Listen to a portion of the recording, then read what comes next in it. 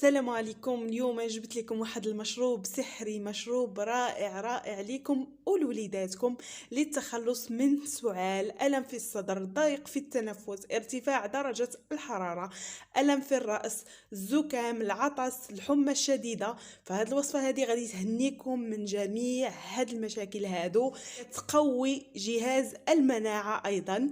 فهاد الوصفة هذه علاج تام ان شاء الله باذن الله اللي كيعانيو من الم في الحلق ديالهم، عفوا، والم في الراس وكتجيهم الدوخه. فكيف ما كنعرفوا ان الناس كيعانيو من هذا المشكل هذا، من نزلات البرد. اي واحد كنسولوه كنلقاوه مريض. هاد الوصفه هذه كيف ما قلت لكم عفوا ولوليداتكم، كتعطيك المناعه، كتقويها ليك.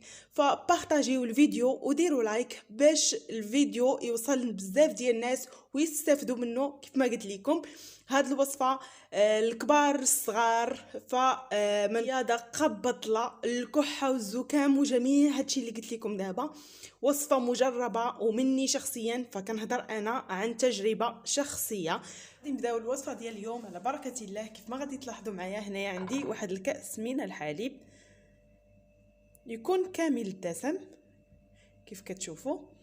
فاول حاجه هنايا غادي نخلي هذا الكاس د الحليب على جنب على هذا الشكل، وغادي ناخذ هنايا واحد الكاسرونه تكون صغيره باش هكا نبداو نحضروا الوصفه ديال اليوم ديالنا. هنايا كيف ما كتلاحظوا غادي نحتاج الثوم.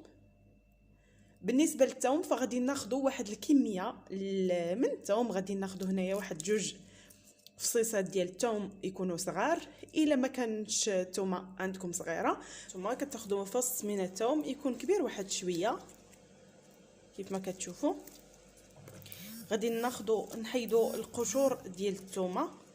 ما قلت لكم غادي نحيدوا القشور ديال الثوم على هذا الشكل.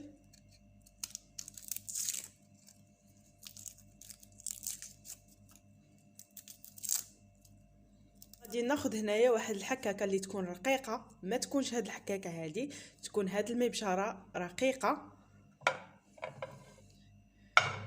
غادي نبداو نحكو هاد الثوم. وين الثاني اللي غادي نضيف لهاد الثوم هذا هو سكينجبير اولا زنجبيل بودر، راس ملعقه منه صغيره.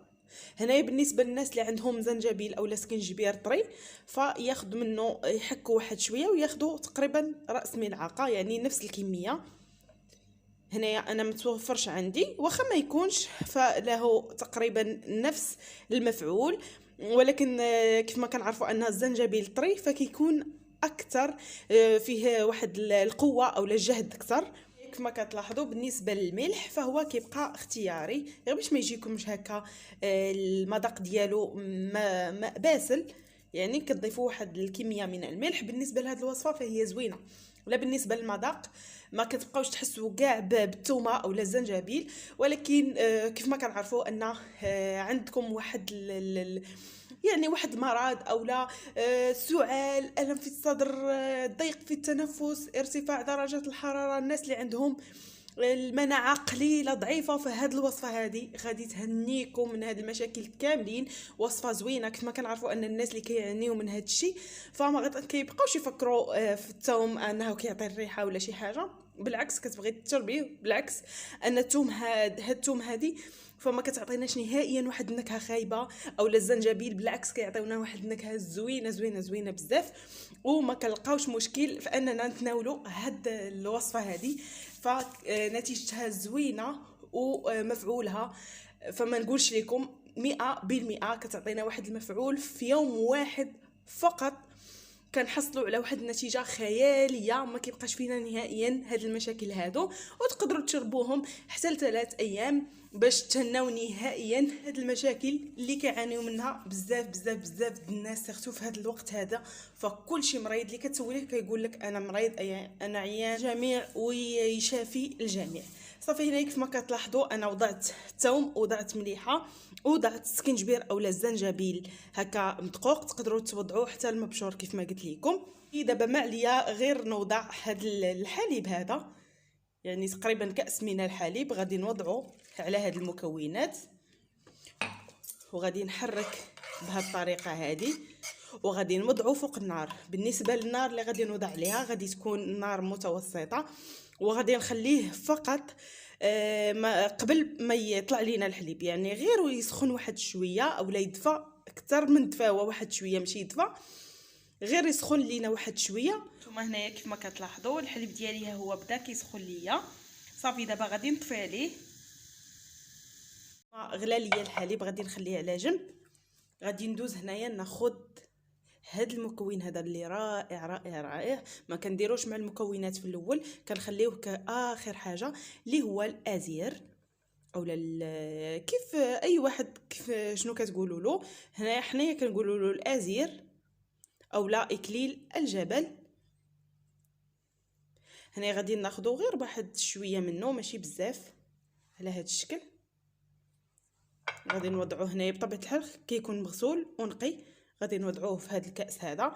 كيف ما كنعرفوا ان الازير فهو زوين بزاف، وكنستعملوه في بزاف ديال الوصفات طبيعيه الجسم ديالنا كامل، وكيعطينا نتيجه زوينه. هنايا كيف ما قلت لكم انا وضعت الازير، وغادي نوضع عليه هذا الحليب على هذا الشكل هذا.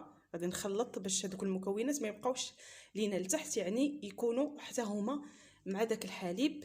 بسم الله. هانتوما كيف ما كتلاحظوا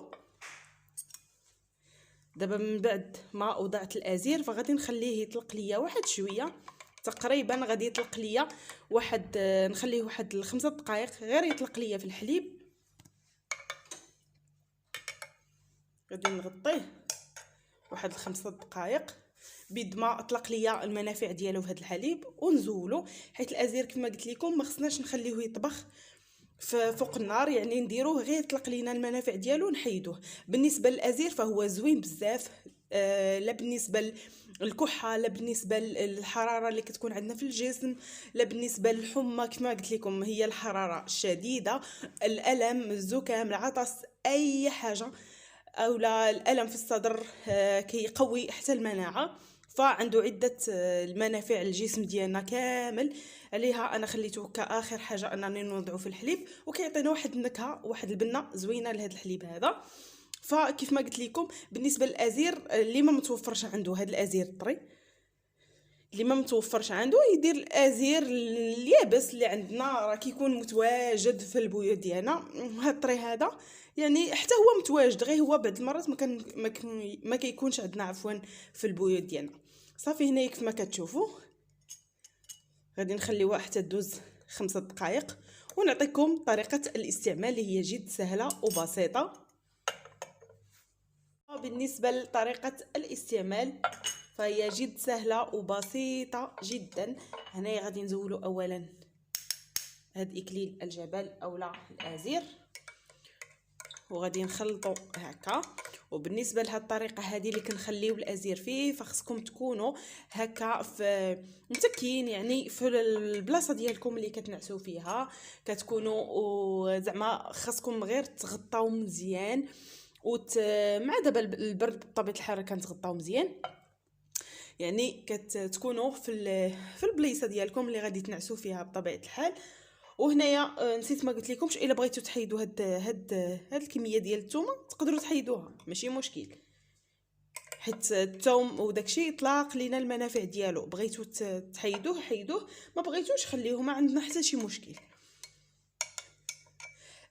كيف ما قلت لكم فهاد المحلول هذا اولا هاد الحليب اللي فيه هاد الاعشاب فهو رائع رائع رائع رائع بالنسبه لجميع مشاكل الجسم، سيرتو في هذا الجو هذا، سيرتو في هاد الامراض اللي كيكونوا في هاد الوقيته هذه. فهاد الوصفه غادي ننصحكم بها انكم تستعملوها، حيت وصفه رائعه لجميع الالام، جميع سواء حمى او لا اي حاجه. كيف ما قلت لكم كيقوي جهاز المناعه ديالكم. وبالنسبه لطريقه الاستعمال ما غاديش نزيد نطول عليكم، حيت كنمدح هذا الخليط هذا بزاف، حيت النتيجه ديالو هائله. غي جربوه. هنا كيف ما قلت لكم كتكونوا في البلايصه ديالكم اللي غادي تنعسوا فيها مغطيين، كتشدوا هذا الخليط كتشربوه كتشربوه نيشان ولا تقدروا تشربوه بشويه بشويه وتغطاو، غادي تحسوا بواحد التعرق. خليكم هكاك نعسوا وغادي واخا تبقاو فايقين واحد شويه غير تغطاو مزيان وتفرجوا ولا ديروا اي حاجه. نتيجته اش غنقول لكم هائله هائله هائله. غادي تشكروني عليها وغادي تبارطاجيو الفيديو هكا باش كلشي يستافد، وديروا لايك وخليوا لي التعاليق ديالكم. وهذا هو الفيديو، وكنقول لكم السلام عليكم حتى الفيديو قادم ان شاء الله. تبقوا على خير.